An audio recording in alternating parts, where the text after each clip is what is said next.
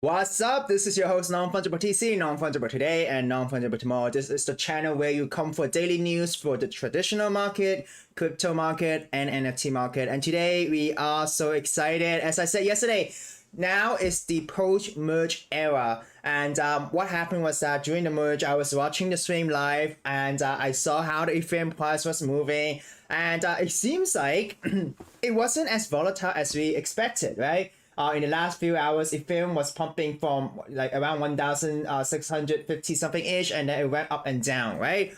So the reason why it went up and down was that in the beginning, when I was watching the live stream, when the merge happened, they were saying that, hey, successful, all the blocks were captured. And so it kind of rallied a bit, and then it dumped a little bit because the developers are saying that, hey, some of the blocks were missing, there's some slight errors, but this is totally normal.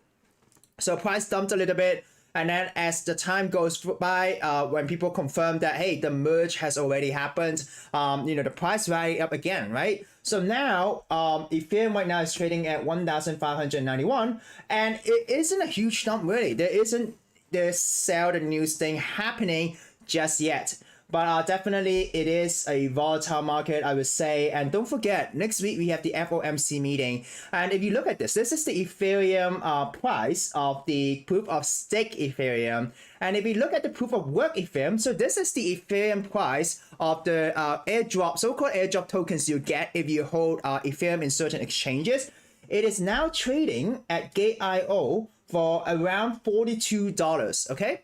So if you have one Ethereum in the fork in the exchange, you basically have two Ethereum. One is trading at 40 tokens, 40 US dollars, and that is the proof of proof of work Ethereum. But the chain is not up yet, right? They're gonna open the chain later. So this is kind of like futures type of thing trading. And then you also have your proof of stake Ethereum, right?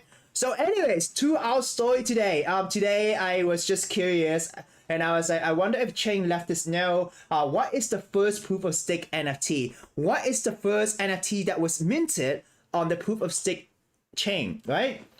So at the same time, we're gonna talk about the last NFT that was minted in the Proof of Work chain, okay? So Chain Left is a good friend. He is the founder of NFT Archive. He basically archives different type of historical NFTs and stuff like that. So he said this is the first collection. So this is the first NFT that was minted on the Ethereum chain, okay? And then he shared that Set in Merge is also another very innovative one, okay? So this, guys, this is the first NFT that was minted in the Ethereum Proof of Stake chain. There's only 100 pieces right now. And right now what they're doing is that they are hosting an auction, okay? So this is the on-chain generated NFT collection to mark a milestone. And they are hosting an auction. Right now, the current bid is 1.76. So if you want to own a collection that is the first NFT collection for historical purpose, you could definitely bid, but we do not know who's the team behind it, right? Okay, no information behind it, but there is a Twitter account, which is this one, transition, okay? Still very early, right? I got the first transaction, okay? So guys, how much this guy paid in gas fees in order to be the first NFT to be minted on the Proof of Stake chain, okay? So this is actually the contract where they deployed it, right? So guys, look at this. This guy or this entity paid 36.82 Ethereum to be the first NFT to be ever minted, and they created history, right? So that is why, like, we'll see, right? We'll see if he could, or he or she could break even and make back 36.82 Ethereum from this sale, okay? So they are saying that if they do not sell the NFT, they're gonna burn it, okay? So guys, this is, if you're interested, check out the transition.wtf. They will burn it. These addresses may claim where the auction has not started, right? Wait, so I don't think they're gonna burn it, right? But this is the first so-called NFT that's minted on that block. So there's actually another interesting NFT collection called Set in Merge. So this is a genuine history locked in NFT. So SIM Set in Merge. This is an NFT. Mint has passed, but now you can still buy this on secondary. The price is actually quite low, 0.009. So here's the logic, right? So basically what happened is that before the end of the merge, before the beginning of the merge, by 3 hours time, you can actually mint one NFT. And then after the merge, within 3 hours time, you can mint an NFT as well. And for some reason, they can pair it together. And then you'll get these souvenir NFTs. And this NFT will be like, this collection will have proof of work NFT and also proof of stake NFT. So within one collection, you have proof of stake and proof of work NFT. So the closer you mint it to the end of the merge, and the closer you mint it to the beginning of the merge, the higher the rarity this NFT has, right? So definitely it's so creative, right? Like there's so much money making opportunity, like not money making opportunity, but people are just creative in, you know, with these major events, especially this is empowered by technology. So really interesting, guys. So here's the criteria, like POAPs, okay, basic NFT without a block number attached to it, but some of these like POS King, NFT minted in the first block, right, 15-second mint window. So these are really high gas NFTs. So non-fungible TC.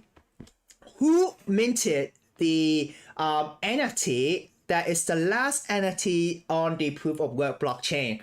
So this guy, someone failed the final Proof of Work block by minting a vanity block NFT. They paid 30.2 Ethereum with a 1.3 ETH transaction fee for the privilege of capping out the 30 million gas limits and creating the final transaction. Wow! Guys, this is just so interesting. Like how much money are being thrown, right? So when you look at this, because the merge basically signals that the difficulty is becoming harder and harder, right? So as it becomes harder, right, and when people want to put more data in there, I think the gas fees basically skyrockets, right? And also after the merge, because everyone want to be the first, right? Gas fee basically skyrocket, right? So the last person who minted an NFT in the Proof of Work chain paid around 30 Ethereum. And the first person who minted the NFT on the Proof of Stake chain, the first person, paid around 36.8 Ethereum. So these are the people trying to make history, and these are people that are trying to profit as well. As you can see, they are selling it. So look at this, right? Look at the total difficulty. It's just so high on the gas use, right? So how does it look like? This is how it looks like. This is the last POW block NFT. Just two eyes, okay? vanityblock.eth.link, and this is NFT. And right now the best offer is 10 ETH, okay? So this guy hasn't broken even yet, but definitely this is like part of history, right? This is like the last NFT that ever existed or that ever minted on the Proof of Work chain. So, all right, guys, going back to our regular programming, I hope you enjoyed this whole NFT, Proof of Work, Proof of Stake thing. Regular programming, stocks are making move. If you look at the Asian market, kind of a mixed market, really. Same for Europe. Pre-market in the US is a little bit changed with a fresh batch of new data, right? But as you can see, Ethereum massive software upgrade just went live. So basically, the Ethereum merge is all over in all the headlines. So regardless of the price, this is definitely free marketing, right? This is free publicity. More and more people will know, oh, Ethereum, oh, merge, what is it? And then they look into it, they'll say, oh, it's ESG and it's successful, okay? Institutions, knowing that if the merge is successful, right, they could put Ethereum on the balance sheet. That is the whole narrative, right? Tesla could put Ethereum on the balance sheet because it's ESG, right? It is environmental friendly. It reduces energy consumption of Proof of Work by 99.something%, right? So yeah, I think it's super exciting. If you look at the numbers today, some retail sales numbers that could kind of cause some mini fluctuation in the market, but not like really serious things compared to the merge and also the PPI numbers and the CPI numbers a few days ago, okay? But in general, even though as excited I am for the whole thing, the crypto market cap is at 990 billion, which is lower than the CPI dump, right? So we still haven't recovered that 1 trillion mark. If you look at this, market cap for stablecoins reduced. So basically, in general, money is leaving the market. Okay, you gotta understand that. And we haven't really seen that well aggressively taking profit and then moving it into stablecoins, or else this will kind of show it. Okay. Market in general, kind of a mixed market. There was some move for lighter protocol Ethereum Classic because of the merge narrative, But guys, US is now waking up, okay? So once US wake up and they see a successful merge, would that cause a mini rally or would it cause dump? We'll see, right? Because the people who stayed up for the merge is actually people here in Asia, and also people who are really hardcore ETH supporters, right? That's why they stayed up in like 2 a.m. just to watch the merge and to see the price movement. So I would say that everything is delayed. The real price movement is gonna come soon. So if you look at this, crypto market cap still haven't recovered from the dump a few days ago. But if we now look at this, right? Look at Bitcoin dominance, Ethereum dominance. Bitcoin dominance is still at 40.38, Ethereum 20.29. So look at this. Look at this Ethereum dominance slight downwards, okay? Very slight downwards. So basically people probably sold Ethereum. If you look at Tether, and then if you look at USDC coin, kind of slight uptick, right? So it means that people are moving to stables because the macros are definitely bad.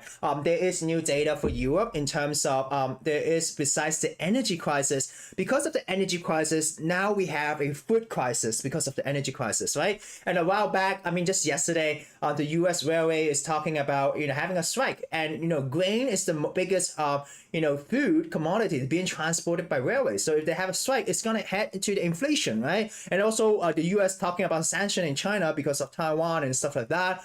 It just seems like it's just bad, guys, macro. But of course, some people will say that because the US midterms are coming, we'll see a midterm rally. But really, guys, political rally compared to real life like inflation and also really, paying more and more money to heat your house and stuff like that, and to really bring food to the table, I do think that the macro is gonna outweigh a political so-called rally, right? Of course, markets will tell you to think differently. So if you look at Ethereum, a while back, I said the Ethereum entering exchanges is at quite alarming level. If you look at this, so Ethereum now is leaving some exchanges, okay? It's slightly leaving the exchanges. And if you look at this today, there is no Ethereum entering the exchanges. Slightly, okay, now Ethereum is leaving, right? So there could be a possibility that people are just there for the snapshot in order to get fork tokens, like free money, which is actually right now trading at around $43.7, okay? All right, so let us see what, smart money is doing. Smart money is looking at ETH, okay? Holding ETH, stake ETH, okay? So BUSD in the end, okay? So I think some smart money is moving to ETH possibly, or maybe there's more transactions for that. And I also look at Cointelegraph. So guys, basically today's news is really about the merge. Everyone is excited. Some news about the NFTs before the merge, and I covered the first one. And then music. Thai SEC intends to ban crypto lending in the country. Okay.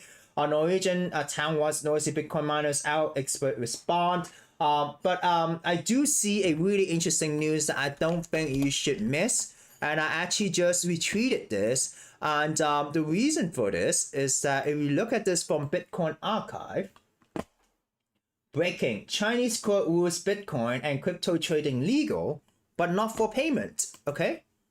Okay, so Bitcoin trading, crypto trading legal, but not for payment. Okay, kind of like really don't really understand this, but it is a first step, right? It is a court saying that you could use crypto to trade, so maybe you can trade it among peers, but you can't use it to pay stuff.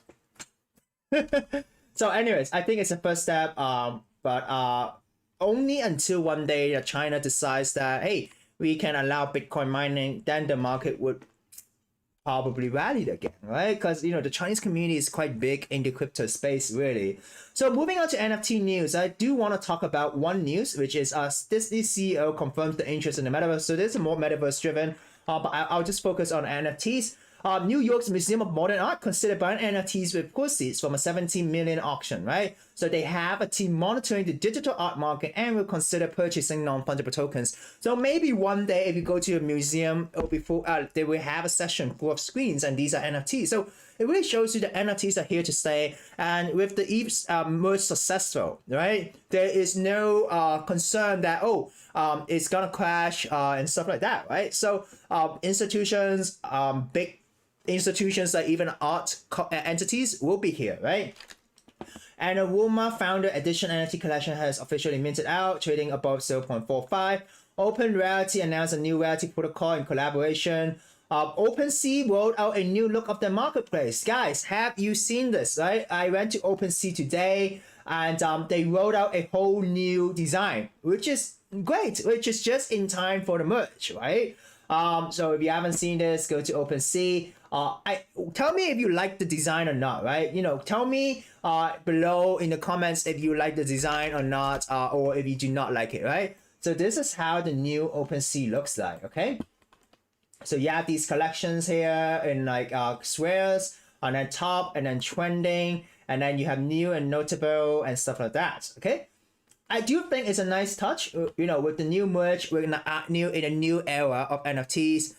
So Saga Lalini, yes, BBS, because recently I've been working, it's just so busy, I don't have time to manage so many social media channels, so I'm mainly on Twitter and also on YouTube. So if you do want to see my content, feel free to check it out, but just too busy to manage so many social media content and channels. So going back here, Stealth Green published a new trailer for his new project. So, celebrities and big names are actually coming into this space as well, especially now with the merge being successful, right? So Superware announced that they follow the roadmap of Ethereum and only support artwork on the Proof of Stake chain, okay? So I do think that it's a great day today. Really bullish with the merge being happy, but bullish in a sense that there is still more pain to come, I would say. Because miners right now will have to find a new way to make use of the GPUs, okay? And also remember, miners actually hold a lot of Ethereum. Are they gonna all move to Proof of Stake and stake 32 Ethereum to validate a node? We do not know, right? But one thing I do want to share with you is that even with such a bullish catalyst, and this line I have left it unchanged, okay? This is a line that I've been sharing quite a few times on the live stream if you check it out. It respects the trend line, right? We are now back at this trend line, okay? If it breaks trend line, then all thing is bad. But remember, guys, next week, FOMC, which is possibly one way to... Because everyone says September is the worst month for stocks. And as a result, it is the worst month for crypto. So I do believe that we haven't seen this huge dump yet. We might see more. This dump basically was able to recover because of the merge, right? But now the merge is over. If we have a huge dump, is it going to dump even harder? Is the buying pressure going to be higher? Or is a lot of people hoping to buy Ethereum below in 3 digits, right? So if you're holding Ethereum in the short term, and with all of this macro happening, I do suggest caution. So that's it, guys. If you like the content, remember to like and subscribe. Share this with your friends. This is your host, Non-Fungible TC, signing out.